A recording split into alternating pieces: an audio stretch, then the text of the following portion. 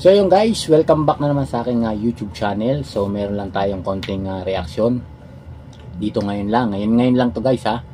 Ngayon lang to no, kay Mama Brosas Danger away-away no diyan sa Senado. So bigyan lang natin ng konting reaction to guys. Ayan, bahala na po ang taong bayan. Kung sino man makapanood nito, sila na po ang humusga. Let's go! Ayan guys, panoorin nyo. Opo. Nakikita natin ngayon yung power struggle between the families ng Dutertes at ng Marcoses.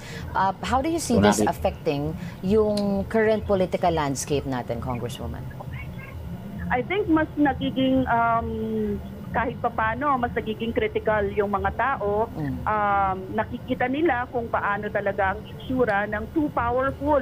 No, yung parehong nag-uuntugan na makapangyarihan na nasa pwesto.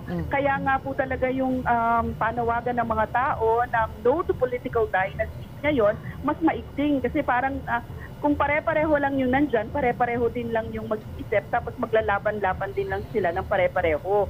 Eh ang kailangan natin, yung mga issues ng mga mamamayan natin matugunan. At sino ang best na mamuno sa atin at maglingkod para sa atin, kundi yung kapwa din natin, nakapareho natin na gusto ng pagbabago. So it will not come from those in power right now. If you may, Congresswoman, talon lang po ako doon sa mga investigation ng House Committee po. May dalawang deputy officials na po ang nagsalita na nakatanggap sila ng mga envelopes na may cash galing sa Office of the Vice President. May mga nakikita po ba kayo on the course of your investigation that might point na sa possibility na marami pa po palang maaaring nakatatanggap ng ganitong klase ng bigayan? Actually, mag-snowball na yan kasi marami talaga na magsasalita.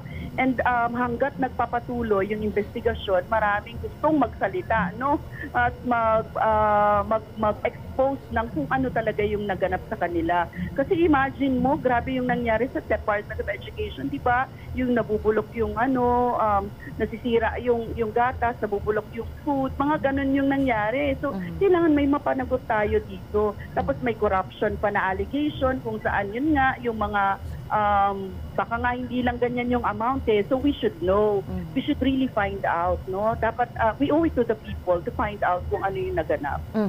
Dito naman po sa pag-flag ng COA sa mislabeled use ng pondo na ginamit po talaga pala sa Youth Leadership Summit at sa Safe House payments. Can you give me a quick ano po dito? Yeah, reaction there is 16 million. Oh my God, 16 million, malaki ang may tatawid nun para sa ating mga mamamayan. Kung yun ay ginamit na lang sa feeding, di ba, pagkain, para sa education, para sa mga libro na kailangan ng ating mga estudyante, ang laking bagay, no, ng magagamit yun. Hindi sa safe houses ginamit na parang mala hotel yung preso. Kung titingnan mo, di ba, kung magkano, 200,000, parang ganyan, di ba, sa isang gabi, ganun yung for 16 million, for how many days lang. So talagang, yung ginagawa, hindi ko yun yung kailangan. Sino ang nagbulsa ng ganyang mga bilang ng milyon-milyon, di ba? Halimbawa, kung yan ay yung mga youth summit, I believe, I've read some of the ito at gawa ng ng report ng COA, ginamit sa mga together with battalion, mga certain battalions, di ba?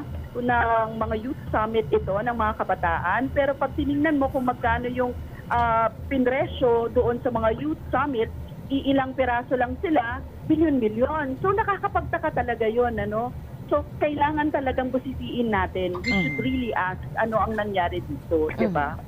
Opo. And finally, Congresswoman, umiinit na po yung panahon ng eleksyon. We're not even there. Pero ang init na po talaga ng usapin na yan. And there's also cases filed against political dynasties, no? May mga inano na po sa mga political families natin. The Romualdeses and if I'm not mistaken, the Villars also, and the Dutertes. So, ngayong umiinit na po ang eleksyon, pinag-uusapan na naman ang political dynasty. How is this ngayon? Kumusta po itong usapin ng political dynasty sa House of Representatives? Well, Rika, nakita mo naman, di ba, magkakapatid, magkakamag-anak. Yun ang mga nasa Senado at Kongreso natin. At talagang apparent talaga ang political dynasty. At sabi nga natin, talagang kailangan ipatupad yung nasa konstitusyon. Kasi malinaw naman sa konstitusyon natin na ipinagbabawal ang political dynasty. Pero dahil merong ang kolatilia na kailangan ng batas, so ngayon, parang ito ngayon yung contention. Pero sabi nga natin, matter na lang ng ethics, di ba? Usapin ng, wag naman yung apat-apat kayo, lima-lima kayo, na magkakamag-anak, magkakasama, parang walang ibang choice yung mga tao. So I think it is also the right of the people to ask or magsampa ng mga kaso. So yun guys, bahala na ang sa taong tingin bayan. nila, Ang musga. So maraming salamat po sa inyong panonood. Ito lang. political dynasty sa Bye-bye. ating bayan.